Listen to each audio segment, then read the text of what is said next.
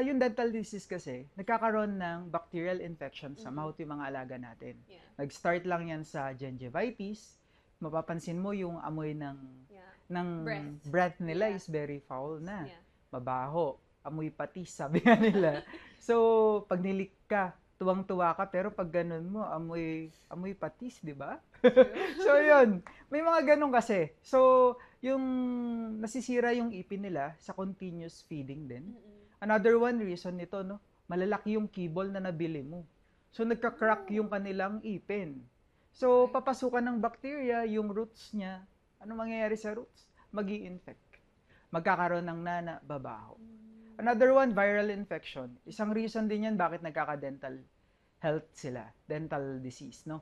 Yung viral infection like FIV Mhm. or feline immunodeficiency virus, Mhm. FELV, tinitrigger niya yung mouth para mag-sore. Okay. So, ina-attack ng immune system Mm-mm. yung kanyang mouth. Yeah. So, yun yung nagiging reason bakit nagkakaroon ng dental disease yung mga alaga natin. I see. Bukod doon, di mo tinututbrush, Alex.